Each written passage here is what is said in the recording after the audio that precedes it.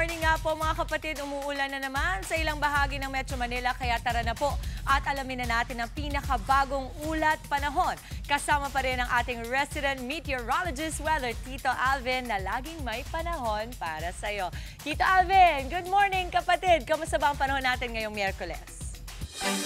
Good morning, Mama Dims, at good morning mga kapatid. Ulat panahon na po tayo ngayong araw ng Miyerkules. Yung mga pagulan natin dito sa Metro Manila kahapon ay dulot lamang ng mga tinatawag nating isolated o yung mga localized thunderstorms natin o yung ating mga afternoon showers at thunderstorms. Mahina pa rin po ang epekto ng habagat sa atin, pero meron tayong binabantayang low pressure area sa loob ng ating Philippine Area of Responsibility at unti-unti na po yan lumalapit sa ating landmass or kalupaan.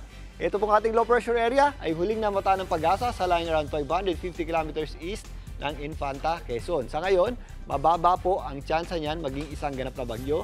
Pero yan po ay kumikilos unti-unti papalapit sa ating landmass o kalupaan at yung kanyang outer range circulation at outer rain bands ay sumasabit na po sa ilang bahagi ng ating bansa. Yung ating habagat, bahagya lang po ang epekto niyan, pero nandito po yan sa western section ng ating bansa.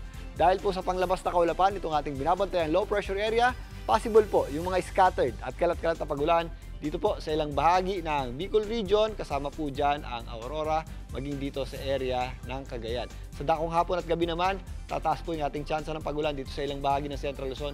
Kasama po dyan ang mga kabundukan dito sa Cordillera, maging dyan po sa area ng Benguet at Baguio City. Dulot naman din po yan ng ating panglabas na kaulapan na hinihila nitong ating low pressure area.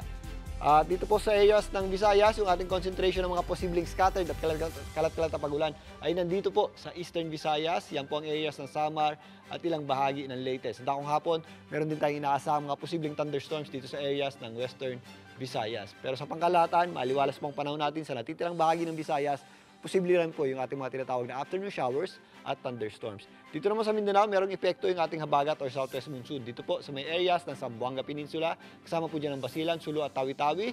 Meron din tayong mga possible thunderstorms dito sa areas ng Soc-Sargen, kasama po dyan ang Sultan Kudarat at area ng Cotabato.